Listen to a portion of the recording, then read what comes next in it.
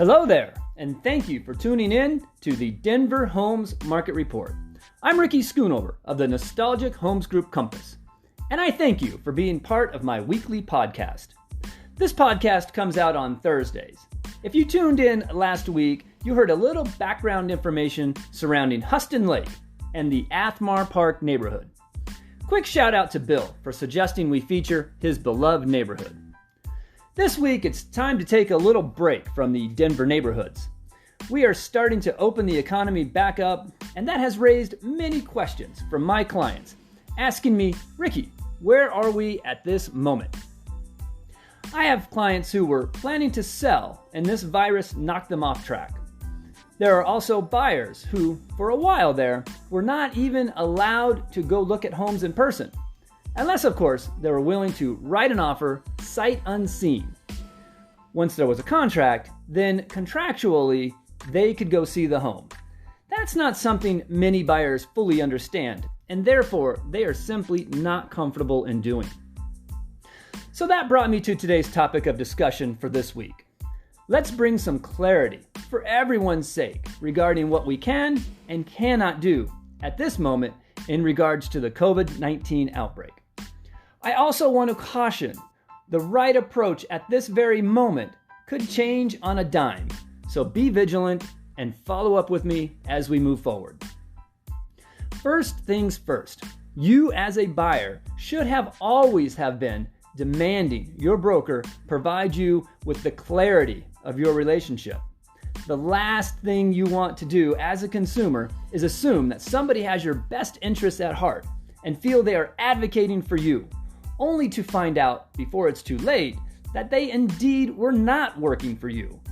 They were helping you sign papers, but they were doing so in the interest of the other party. That's like showing up to court on charges, and you find out in court that your attorney also happens to be your arresting officer. They are not going to be looking after your best interests. So moving forward, COVID or no COVID, ask your broker to please draw up and provide you with an exclusive right to buy listing contract. So you know how they are getting paid, and you know who they are working for, and what their contractual duties to you as their client. Now, it's even more important that you also add the COVID-19 disclosures to that conversation. The last thing we want is to go look at a home and then the seller accuses you or your broker of bringing the virus into their home. Or vice versa. You want to also be sure the seller has been educated and is taking proper precautions to keep you as the buyer safe while visiting their home. This is a team effort. This virus is not going anywhere until we have either a vaccine or widely available antibodies tests. So in order for all of us to carry on with our lives, we all need to take precautions. So the answer is yes, we can go look at homes. We just need to make sure all parties have signed their COVID disclosures beforehand, so everyone is on the same page. You, as the buyer, should always know who is representing and advocating for you.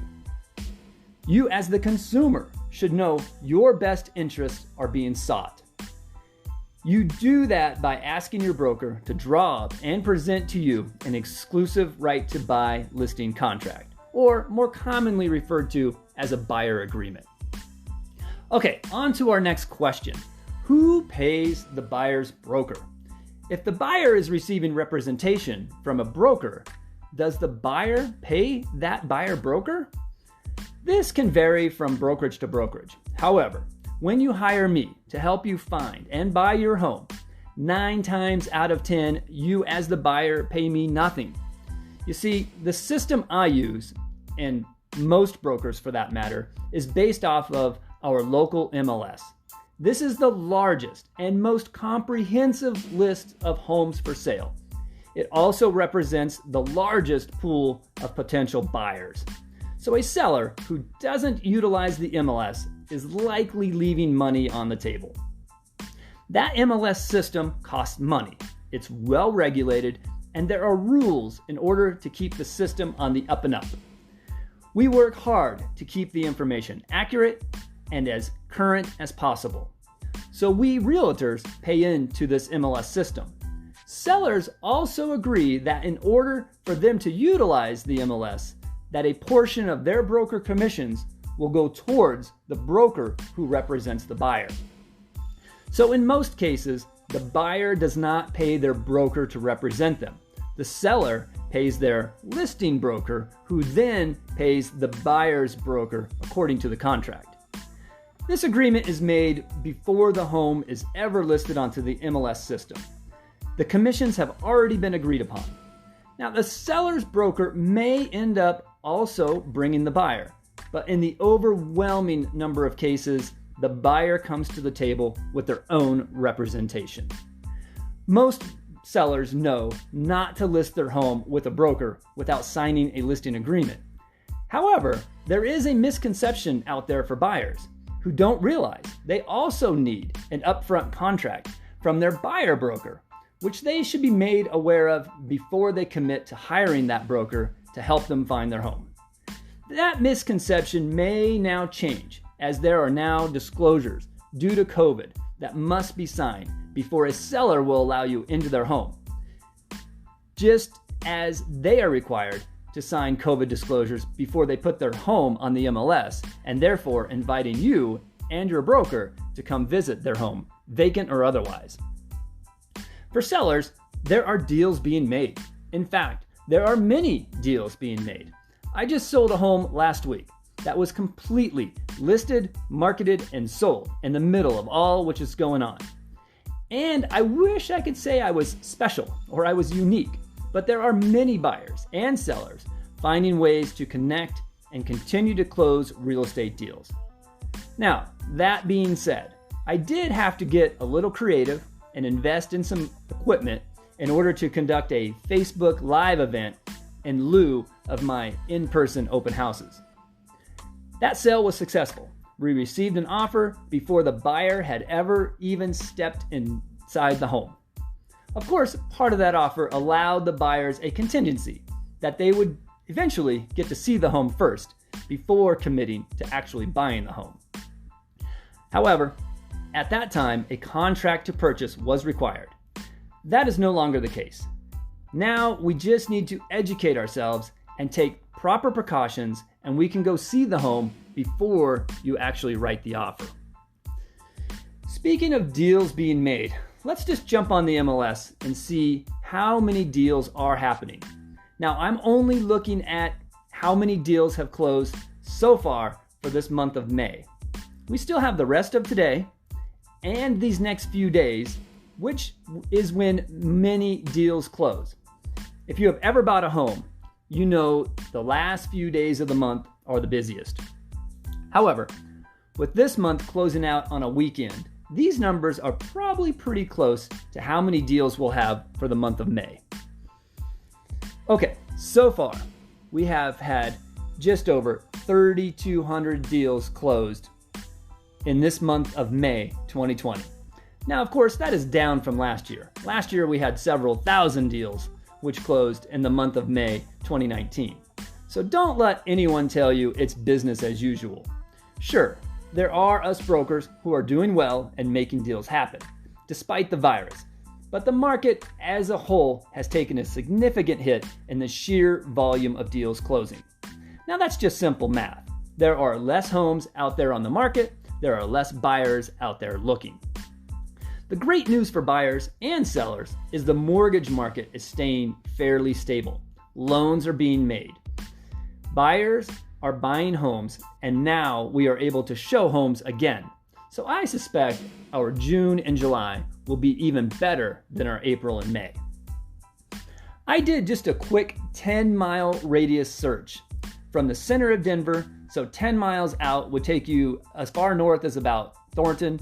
It would take you east to cover most of Aurora, as far south to cover most of Littleton, and out west into Applewood and even Golden.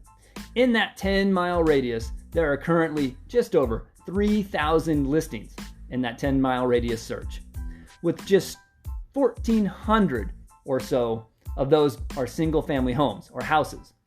leaving a little over 1,600 attached homes or condos, townhouses, which are all available for sale, all within that 10-mile radius of downtown Denver. Now, just for fun, let's take this 10-mile radius and let's look at the most expensive home available right now. This home is located at 8 Cherry Hills Park Drive. This home is listed with Kentwood Real Estate DTC for $19,750,000. Wow, it's amazing. I won't even go into all the details here.